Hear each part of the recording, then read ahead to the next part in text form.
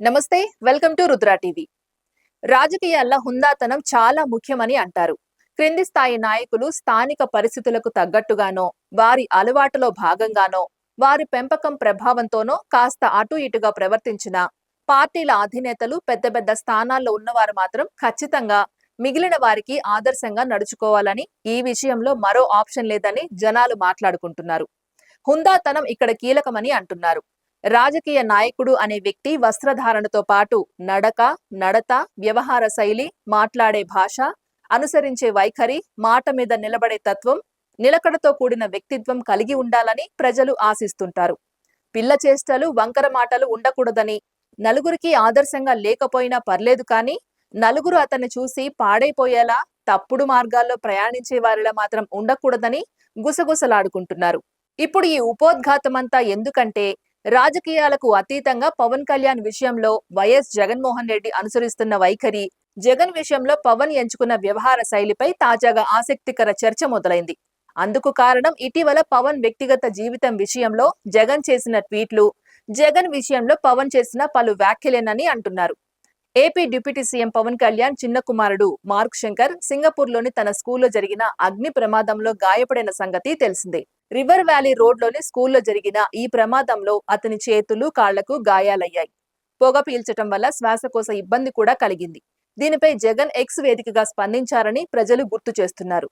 ఇందులో భాగంగా సింగపూర్లోని ఒక పాఠశాలలో జరిగిన అగ్ని ప్రమాదం గురించి తెలిసి తాను షాక్ అయ్యానని, అందులో పవన్ కళ్యాణ్ కుమారుడు మార్క్ శంకర్ గాయపడ్డాడని తెలిసిందని, ఈ క్లిష్ట సమయంలో నా ఆలోచనలు ఆ కుటుంబంతోనే ఉంటాయని, మార్క్ శంకర్ త్వరగా పూర్తిగా కోలుకోవాలని కోరుకుంటున్నానని జగన్ రియాక్ట్ అయ్యారు.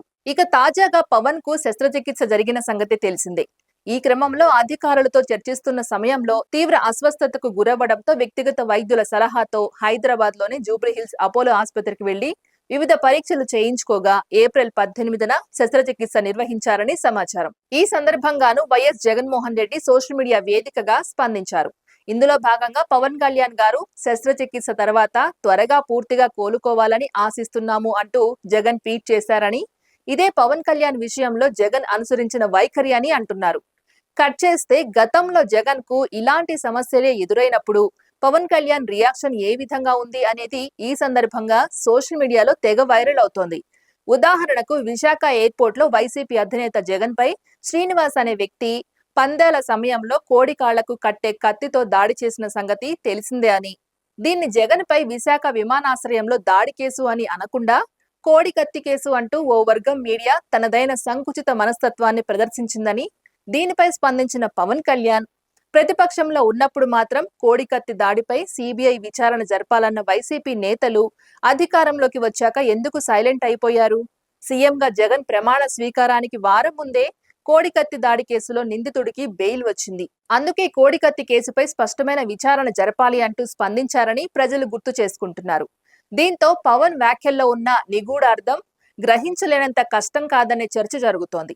ఇక 2024 ఎన్నికల ప్రచార సమయంలో జగన్ పై మరోసారి దాడి జరిగిన సంగతి తెలిసిందే. రాత్రిపూట ప్రచారం చేస్తున్న సమయంలో జగన్ నుదుటిపై గాయమైందని, దీంతో కాస్త ఉంటే కన్ను పోయేది అనే ఆందోళన వ్యక్తమైందని, దీనిపైన కూడా పవన్ కళ్యాణ్ స్పందించారని అంటున్నారు.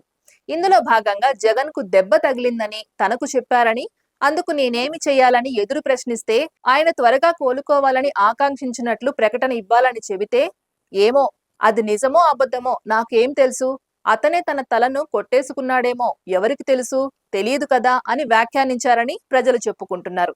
ఇలా విశాఖ విమానాశ్రయంలో కోడి కత్తితో దాడి జగన్ కావాలనే చేయించుకున్నారన్న భావన కల్పించేలా టీడీపీ నేతలు వ్యాఖ్యానించడం, ఓ వర్గం మీడియా సంస్థలు కథనాలు రాయడం, హెడ్డింగులు పెట్టడం, ఆ రెండింటికి తందానతానా అన్నట్లుగా పవన్ కళ్యాణ్ కూడా ఆ దాడిపై సందేహాలు వ్యక్తపరుస్తున్నట్లు వ్యాఖ్యానించడం అప్పట్లో తీవ్ర చర్చనీయాంశమైందని గుర్తు చేస్తున్నారు. దీనిపై అప్పట్లో వైసీపీ నుంచి ఘాటుగానే రియాక్షన్ వచ్చిందని కూడా చెబుతున్నారు. ఆ దాడిపై సందేహం ఏమైనా ఉంటే ఆ కేసును విచారిస్తుంది ఎన్ఐఏ కాబట్టి కేంద్ర హోంమంత్రి అమిత్ షాను పవన్ కళ్యాణ్ కు ధైర్యం ఉంటే ప్రశ్నించొచ్చని సూచించారని అంటున్నారు. ఇదే సమయంలో అలిపిరిలో చంద్రబాబుపై నక్సలైట్లు జరిపినట్లు చెబుతున్న దాడి ఎంత నిజమో, విశాఖ విమానాశ్రయంలోనూ ఎన్నికల ప్రచారంలోనూ జగన్ పై జరిగిన దాడి అంతే నిజమని, నాడు రాజకీయ లబ్ధి కోసమే చంద్రబాబు అలిపిరిలో ఆ తరహా డ్రామాకు తెరలేపితే తాము చెప్పేది ఏమీ లేదని స్పందించారని కూడా తెలుస్తోంది. ఈ నేపథ్యంలోనే ముందుగా పవన్ విషయంలో జగన్ ఇచ్చిన రియాక్షన్, జగన్ కు వ్యక్తిగతంగా ఇబ్బంది వచ్చినప్పుడు పవన్ చేసిన వ్యాఖ్యలను నెటిజన్లు కంపేర్ చేస్తూ పోస్టులు పెడుతున్నారు. ఈ సందర్భంగా ఇద్దరి వ్యక్తిత్వాలను పోలుస్తూ తమదైన శైలిలో పోస్టులు పెడుతూ కామెంట్ సెక్షన్ లో తమ క్రియేటివిటీకి పని చెబుతున్నారు.